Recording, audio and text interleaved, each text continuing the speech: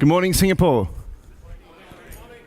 Everyone got their coffee, their pastries, back on track, tank full, ready to go? Who knows what the Internet of Things is? Good. I'll call on you to help me throughout the presentation. Who's heard of AWS IoT? Excellent. Only 4 people I need to fill in the audience. Fantastic work. My name is Brad Coughlin, as it says up on the slide, and I have the privilege of spending most of my time traveling throughout Asia Pacific and Japan doing this. So at AWS, you may have heard that we always start with the customer and work backwards. So I spend a lot of time sitting around a table, or around a coffee, or around a beer sometimes, or around a meal, listening to customers just like you. Existing customers who've been on AWS for a long time. New customers who have just started putting their first production workloads on AWS. And believe it or not, the remainder of you, as far as I'm concerned, are just future customers. Customers who are exploring which workload, when, why, how, and where that they'll deploy into production on AWS. And there's been a lot of interest recently around what we call the Internet of Things. So this is when I'm not having the 2 other types of conversations that I have when I come here to Singapore. If it's a business conversation, it'll be about security, it'll be about the cost of moving to the cloud, or it'll be about the benefits. But this session isn't about security, costs and benefits. If you want to hear about that one, you have to come back to my session at 1:30 p.m. after lunch. The other conversations I have with my friends and customers and team members here in Singapore is around those 3 famous Singaporean hygiene factors. Everyone know what they are? Food, clothing and smartphones. Everyone in Singapore likes to talk to me about where are we going for lunch and planning to get out the door at 11:30 in the morning. Everyone likes to tell me the latest item of clothing they're wearing, the latest handbag they've bought, the shoes that they've just picked up last night. And of course, smartphones. Everything's about smartphones. So let me tell you what I think I can do about those 3 hygiene things for you. The catering here at Marina Bay Sands is sensational. So if you're not happy with the food here, I don't know where you will be happy with our food. As far as clothing goes, I'd like you to know I bought my best suit up from Australia with me. So I hope you like the fashion statement. And as far as smartphones go, I'll do you a favour. I love my Singaporean customers who love to take lots of photos during my presentation. So there are 5 slides that I want you to take a photograph of this morning, and I'll actually tell you what those slides are so that we can make it a really efficient and a really productive session. Does that sound good? Terrific. Amazon Web Services has more than 90 services available now. So we've obviously been spending a lot of time listening to our customers. Most of the ideas for most of the services, most of the features, and most of the enhancements don't come from us. They come from you. So for those of you who have very sharp eyes, you may have noticed that just on almost 2 years ago, we announced a new range of services, which we called AWS IoT, or the Amazon Web Services Internet of Things service. And since then, a complementary service called Greengrass that does Internet of Things, but with some computing capability added at the edge. This is the first one I think you should take a photograph of. So if you've got your smartphones, grab this one. This is a nice, simple definition of what AWS Internet of Things is. A managed cloud platform lets you connect your devices easily and securely so that they can interact with both applications and other devices.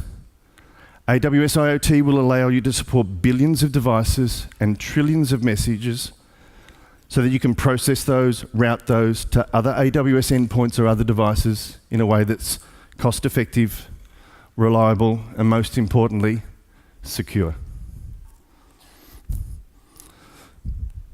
Here's the second photo I think you should take. When I talk to customers around APJ as well as my counterparts globally, there are 8 centers of gravity where we're starting to see Internet of Things applications starting to manifest. So these are the 8 most popular use cases that I see with our public sector customers across APJ and globally. IoT, with regard to assisted vehicles, so autonomous vehicles, etc. Traffic and parking related solutions built on IoT. Transportation solutions built on IoT. Energy and utility solutions built on IoT. Waste management solutions, believe it or not, built on IoT. Public safety solutions on IoT. Citizen-centric solutions on IoT. And an increasing raft of environmental solutions being built on the AWS Internet of Things service. There's two interesting trends I've also noticed. I've been with Amazon Web Services 4 years this month. And there's an interesting trend. The first wave of IoT solutions that I became familiar with were all device or centric or sensor centric. So it was all about using IoT to connect my sensors or my embedded devices. And I'm going to take you through 5 examples of those immediately after this. The second, more recent wave I'm seeing is a shift away from the focus on the sensors and the embedded devices to an increasing trend where people and the devices that they are carrying are becoming the Internet of Things, or the devices that we are tracking and interacting with using AWS IoT. So let's have a look at the first one. Here's 5 quick examples that I'm seeing around good use of embedded devices and sensors built on AWS IoT.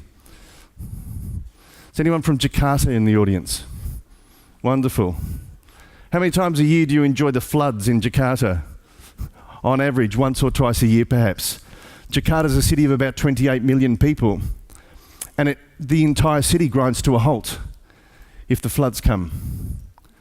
So there's a project that was auspiced between Amazon Web Services, the city government of Jakarta, the University of Wollongong in Australia, and Twitter, to build an IoT-based solution that would be a combination of devices and sensors in low-lying areas that monitored the depth of water in channels, rivers, creeks and drains, as well as taking what's called a decahose feed from Twitter. A decahose feed takes 10% of the Twitter feed in real time and streaming it using another Amazon service called Kinesis to enable us to analyze the tweets that were coming in real time and look for particular trends or particular catchphrases or particular keywords: flooding, evacuate, water.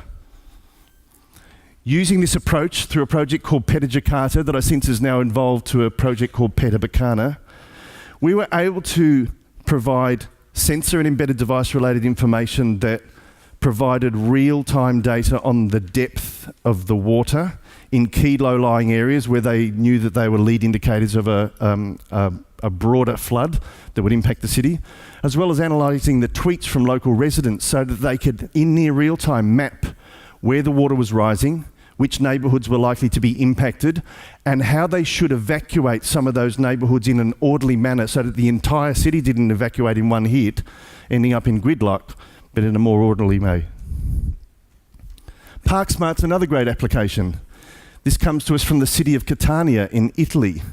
So they use a combination of sensors and video cameras that are located in and around their central business district to monitor in real time whether parking spots are free or not. Local Catania residents download an app onto their smartphone. They can plot their regular route from home to work. They can put the location of their office or their headquarters. They can even plot the favourite streets that they'd like to park in within a kilometre or so of their office. And it will direct them as they get closer to the CBD to the nearest available vacant car spaces that they can park in. Enel is one of the largest electricity suppliers in Europe, with over 61 million customers. They started in Europe and now branching out into South America as well. Enel have been an early adopter of AWS IoT, using one of our partners called C3 IoT.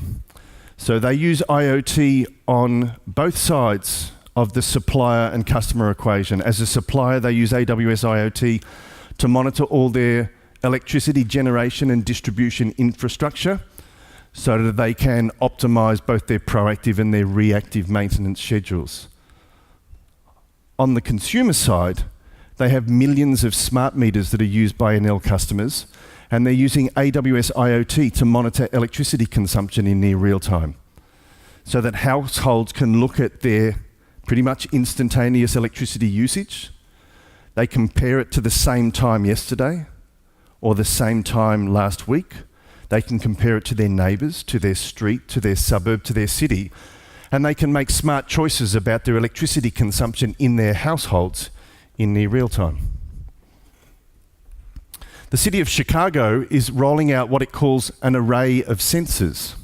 An array of things, I beg your pardon.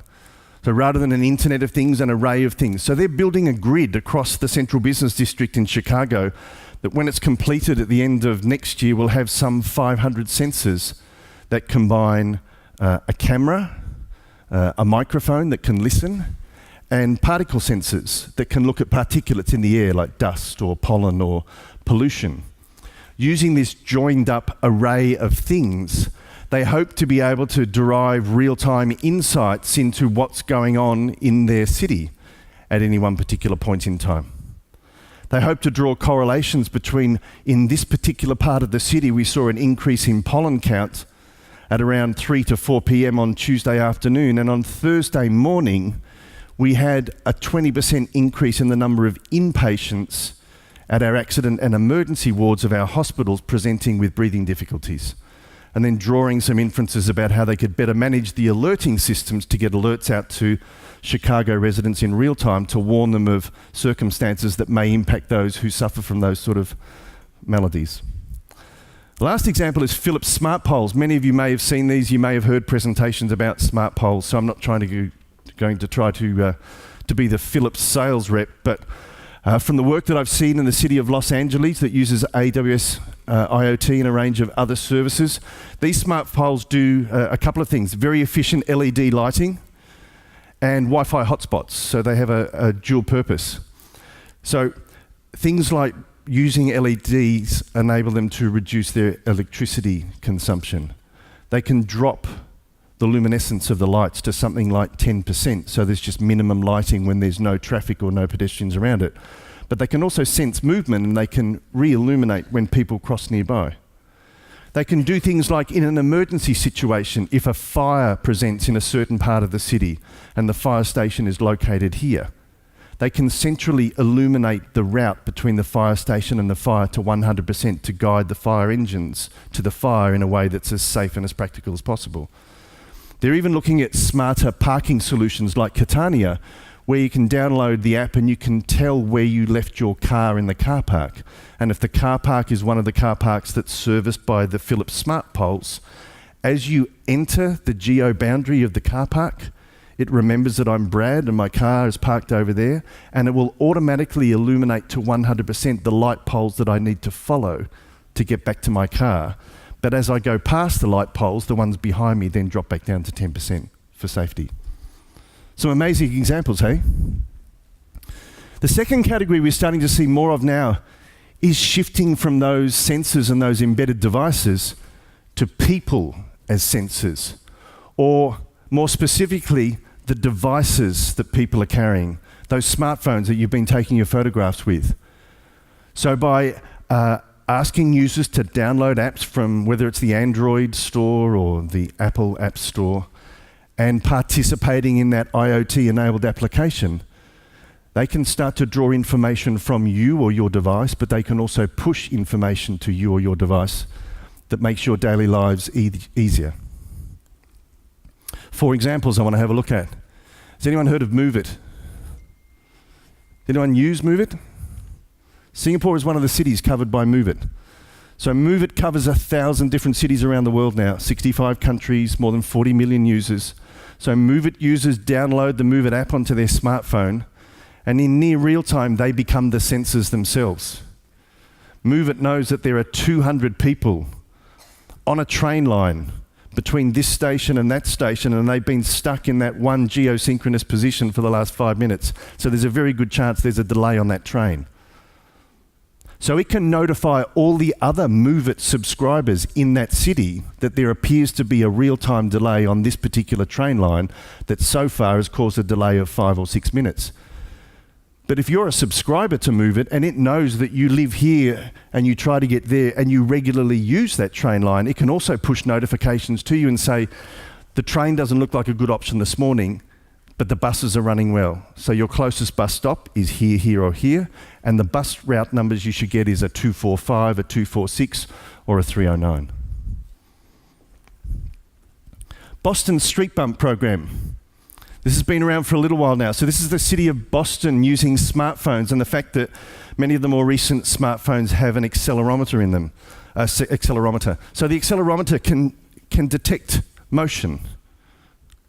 So people subscribe to the Street Bump application, they download the app from the App Store, and when they start their regular commute to work, usually in their car, they put their smartphone on their dashboard. And when they take their regular route to work and they drive over a pothole, the car jumps up and down. The smartphone accelerometer registers that there's a movement in that y-axis, and it immediately plots the GPS position of where that bump occurred. The geocode then gets sent back to the city of Boston, and if they get enough pings from that exact location in a reasonably tight period of time, they figure there's a pothole there and they dispatch a crew proactively to go and repair the pothole. So version 1 was a little bit lumpy. Version 1 started to send back a lot of pings for speed humps and railway crossings, and they dispatched crews only to find out that it was a legitimate bump. So they mapped a second version of the product that then put a false positive at certain locations that says, if you get a reading from this location, chances are it's the speed hump or it's the railway crossing, so let's not worry about those ones. And the second incarnation of the project has been providing a lot more accurate real-time information that's enabled them to reduce the time it takes to address the potholes in the first place, and then reduce the costs involved, because it's much cheaper to repair a small pothole than to leave it go for a couple of weeks, particularly if there's rain or a storm and it becomes a much larger pothole and a far more expensive exercise to maintain it. MyoVision is another smart cities partner that's been working with Missouri in the United States. MyoVision started life as a company that did a lot of traffic counting pedestrians, buses, cars that were crossing certain roads. Would have started with the original rubber strips on the road, for those of you who've seen those, 20 years ago, and got to more clever optical devices that could count in near real time.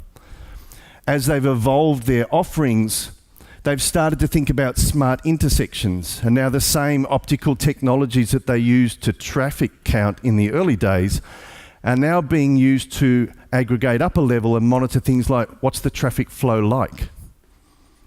How heavy is the traffic going through my particular intersection?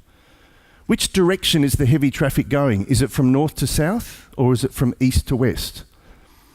By then connecting up intersections in the CBD, each intersection can also become part of a grid that talks to each other. This intersection has seen busy traffic from north to south. This one's also seen busy traffic from north to south. This one's seen busy traffic from north to south. That particular road seems to have busy traffic. Now it interacts with the signal sequence to increase the green light pattern and reduce the red light pattern to increase the throughput of traffic in that north-south direction until it sees that the traffic congestion is starting to reduce, and then it reverts back to the normal traffic patterns. Really clever use. So the next incarnation of this goes to using people as sensors. So the version of the app that they're trialing at the moment will enable people to subscribe to MyoVision and similarly plot their regular route to work, like what we saw with the Move It example. And it will provide information to people in real time that says, you know what? That route that you normally take to work that uses this road that goes through these 3 intersections, it's pretty congested at the moment. You might want to try this alternative route on this particular road or this particular freeway that seems to be less congested right now. And finally, the most recent one, and this is one that I really like. So there's a partner called Visalytics out of New York, an Amazon Web Services partner who won one of our City on a Cloud Challenge awards back in 2015. So they do a range of IoT and analytics-based applications, but most recently they've been working with the city of Copenhagen. So I don't know if any of you have ever been to Denmark, but very popular tourist destination in Eastern Europe. It's built on the water, and it has a lot of traffic from passenger liners.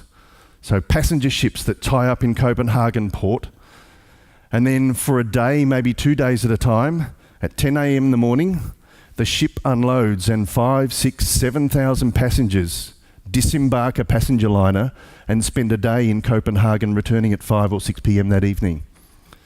So now what the passenger liner companies are doing is they're encouraging their passengers to download the Copenhagen card or the Copenhagen City app on their smartphones. The app costs them about 40 euros, and if they download the app, they then get free admission to 79 different museums and attractions. They get free public transportation for their day in Copenhagen. They get discounts on a lot of restaurants, attractions, entertainment, and they can bring their kids along for free. So Visalytics worked with the local government in the city of Copenhagen to start to see if they could put some smarts behind the Copenhagen app. They started to monitor what was happening to the people when they left the passenger liner. Which direction did they go? Did they hop on a bus or did they go by foot? Where did they pause for more than 5 minutes? Which particular store was that, or which particular attraction was that? Which of the 79 museums or galleries did they actually go into? How long did they stay at that museum or gallery? More importantly, which ones did they walk right past without even going in? So Visalytics have now built them a dashboard that presents a map that's in near real time that shows, in a de-identified way, the concentration of tourists or visitors in Copenhagen at any one time, whether they're stopping at certain venues. The size of the circle on the map tells you whether it was a large number of people or a small number of people. And then they've broken down the circle into a pie chart that says, did the people stay at that location for 0 to 5 minutes, 5 to 15 minutes, 15 to 30 minutes, 30 minutes to an hour, 1 to 2 hours, or 2 hours plus. Imagine the sort of analytics, if you could derive information from that and use that to make smarter decisions about what you do next week when the next passenger liner arrives. How do we promote more people to go to this gallery? You know, how do we encourage fewer people to go to this particular museum at this time? How do we get more people into this restaurant? How do we get them to go to other city features that they might not be aware of? Could we push information to them based on where we know they are in the city at the time and say, did you know you are within 100 metres of 3 other fantastic attractions that you should have a look at if you've got some spare time while you're in Copenhagen? So 2 different types of IoT applications, one with embedded devices and sensors, and the second wave that we're starting to see around people and their devices as the sensors themselves. Here's the third slide I want you to take a photograph of. How do I find out more information about what is the Internet of Things? So there's a URL there down the bottom in blue. Most things are aws.amazon.com/something. In this case, it's IoT. The second thing is, if I want to know more about these smart, connected, sustainable city solutions, like the 9 that we've quickly walked through here today, where do I find out more? So here's the next photograph. There's a URL there, aws.amazon.com/smart-cities. So this is a new landing page we built only in the last 12 months or so that's starting to aggregate all this great information that we're finding out from partners and solutions that are being built on the AWS IoT platform. It's even getting so big that we've had to start curating the site. So we've broken the site down into 5 categories that are similar to those 8 areas that we snapshotted in our first photograph earlier. We're seeing a lot of transportation and mobility solutions. We're seeing a lot of public safety solutions, a lot of public health solutions, a lot of solutions built around environment and quality of life. And then finally, the 5th area at the side talks about platforms and partners that customers can engage with to help them on their journey using AWS IoT. The final picture with your smartphone is, okay, how does this whole AWS IoT platform thing work? So aws.amazon.com/IoT-platform/how-it-works. Luckily, when you get the slides, that's a hyperlink. You can click on that and you don't have to type it. But that should provide you with more information about what we do and how we do it. As for the original challenge that I posted at the start of the presentation around if your conversation is more business-oriented and you want to know about security and cost and the benefits of moving to the cloud, I look forward to seeing you at 1:30 p.m. Until then, enjoy the rest of your summit, and thank you.